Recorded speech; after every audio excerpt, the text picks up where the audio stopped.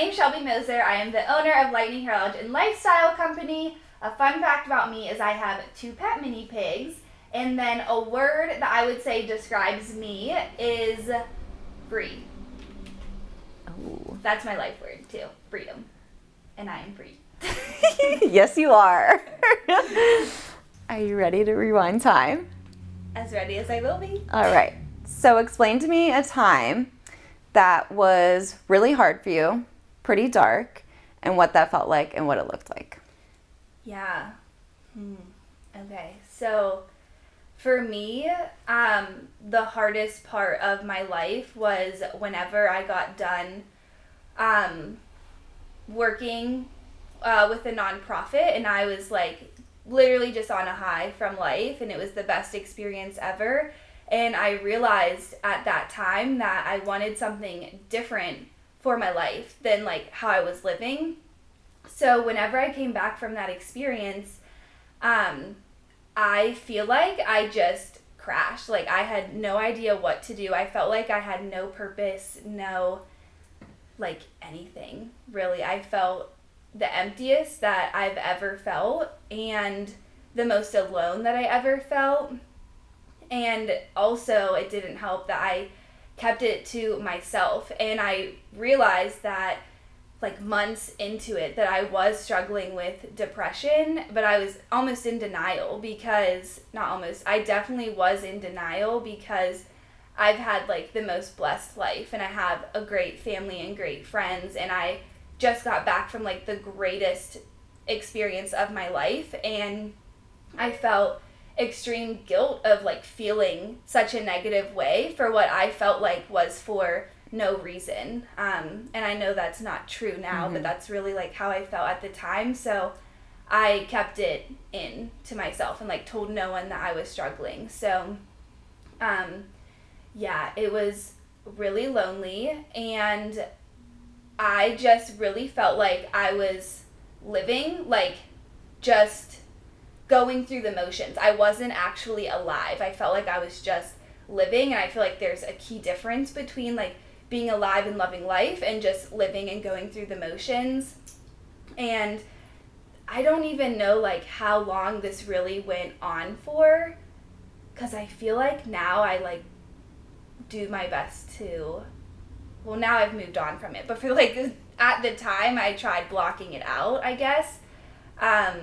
But it was all I could do to get out of bed and go to work and do like the everyday life things. And I remember one time I was at work and I asked if I could leave early because it was all I could do to not cry while I was at work. Like every day I literally just cried. And I remember I cried all the way home from work, and then I was living with my parents, so I didn't know if anyone was there or not. So I like pulled it together literally enough to like walk in my house and go to my room and continue crying.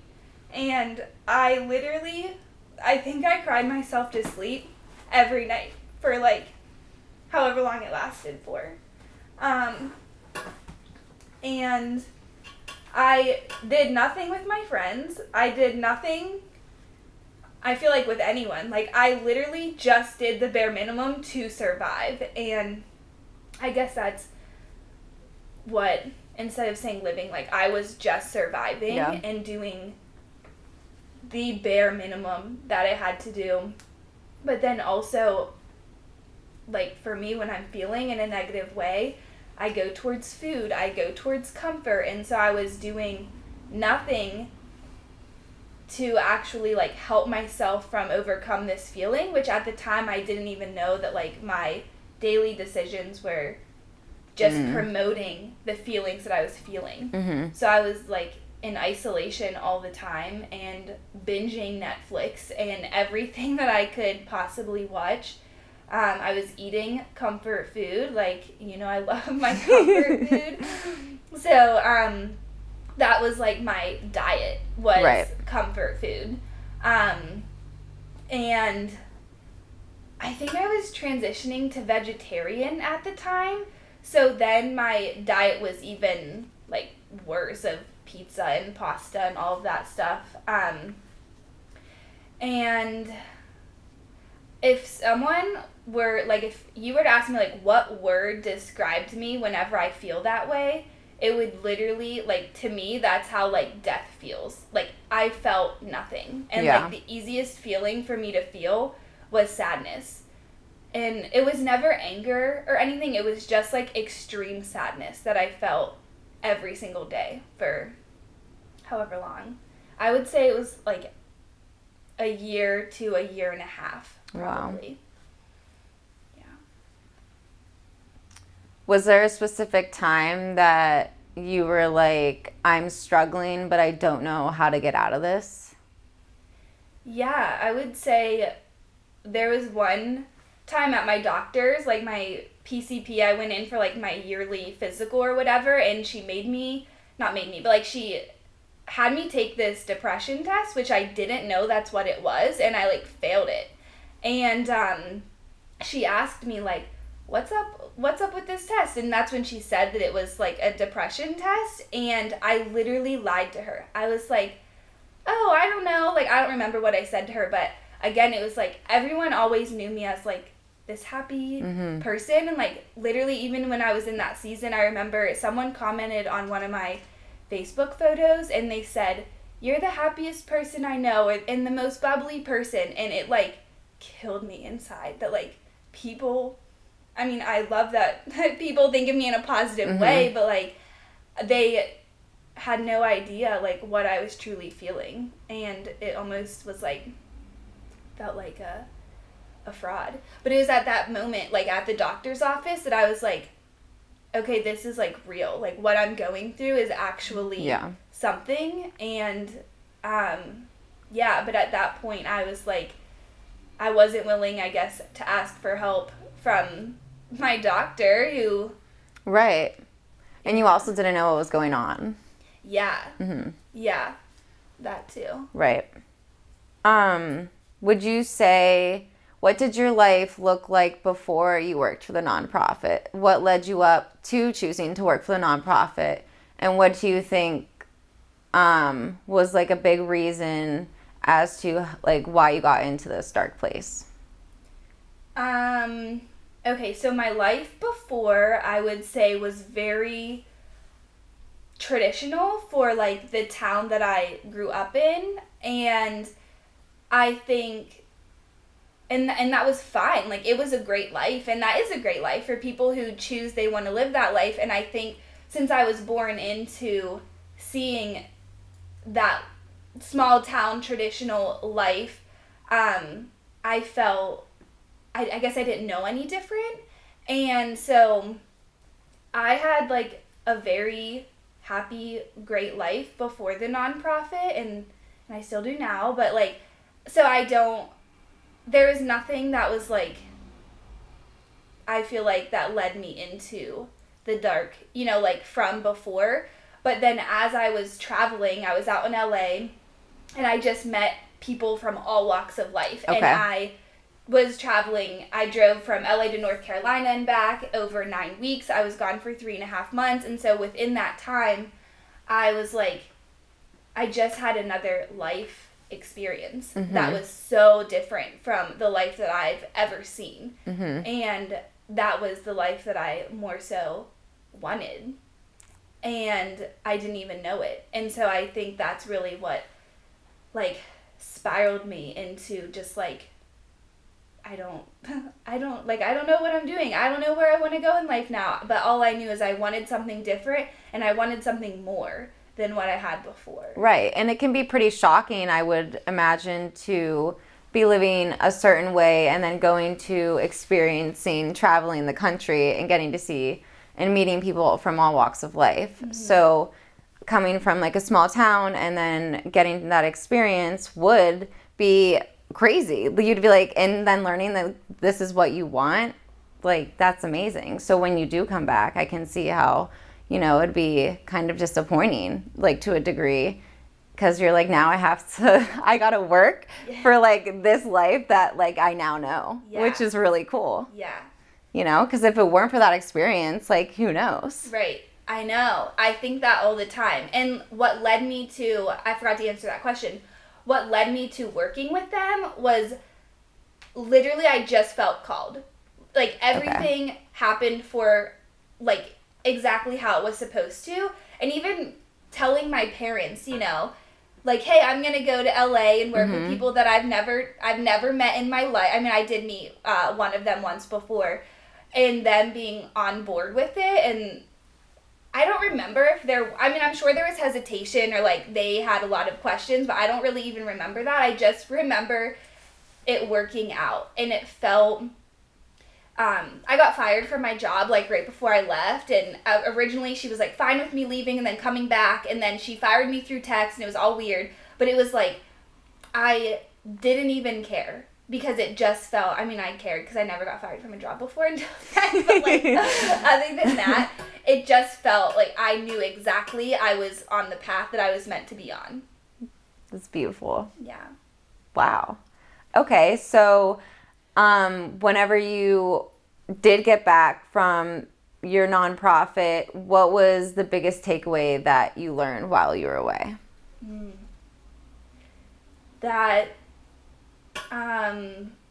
everyone's way of life is truly beautiful, and that you can have your life look so different from even who lives around you or where you were raised from, and it doesn't make anyone wrong. It's just what you want, and I love that. Yeah.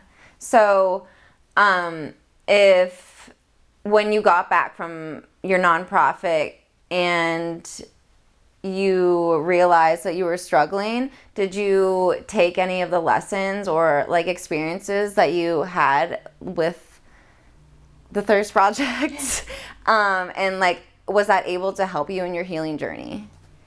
I feel like I was in just a place of like having no idea of like how to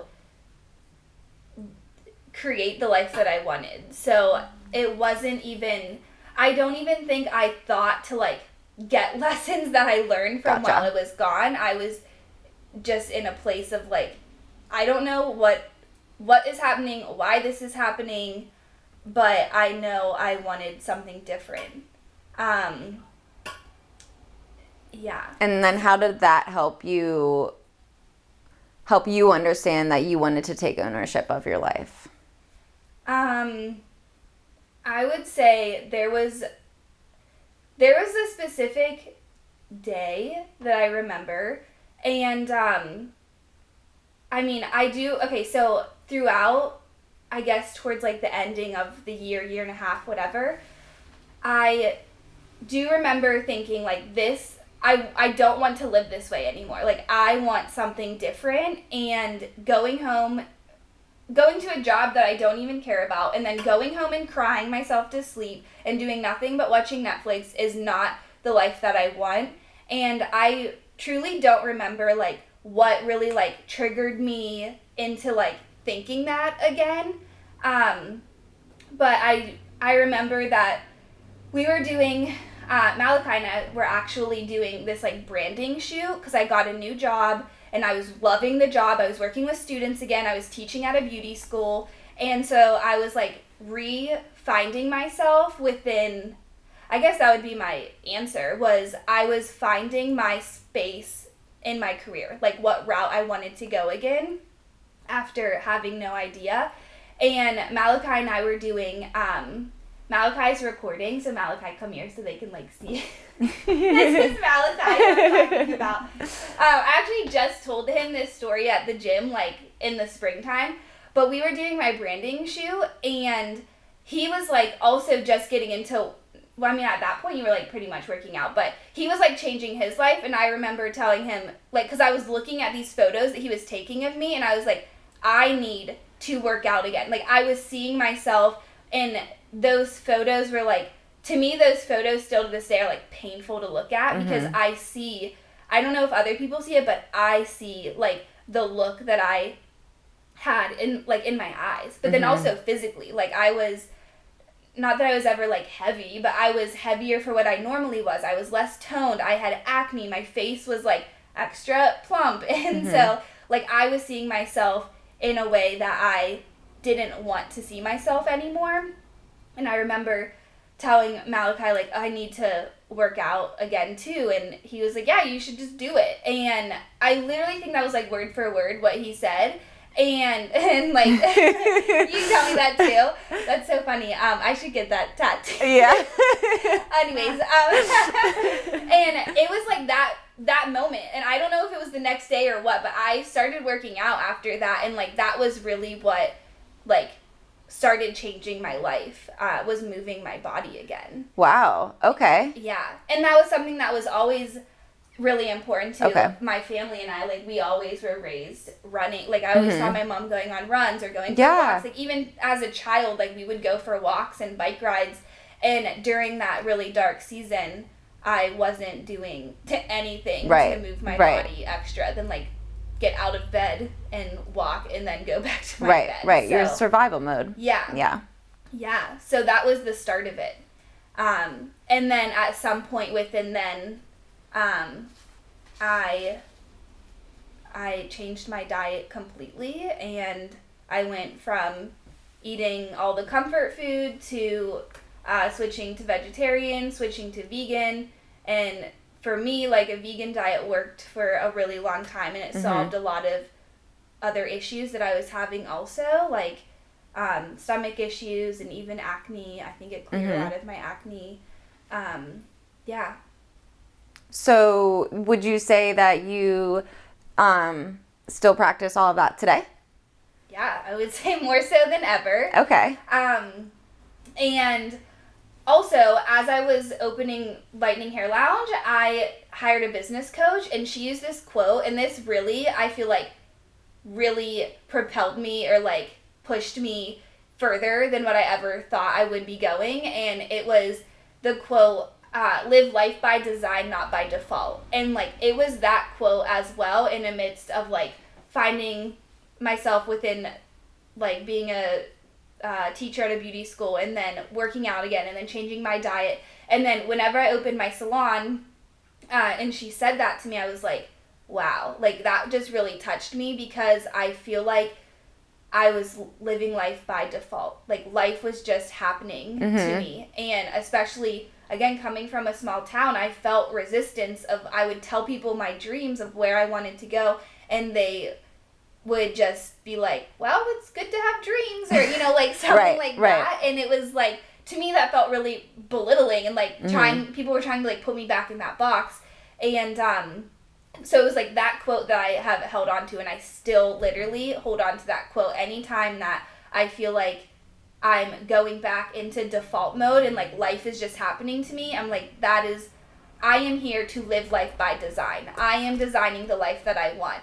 And so, yeah. So would you say around that time is when you started to take ownership of your life? Yeah. For sure. In all areas. My career, exercise, diet, mindset, a ton of mindset work, really falling in love with personal development, reading the books. Yeah, it turned into your lifestyle. Literally, it turned into my lifestyle.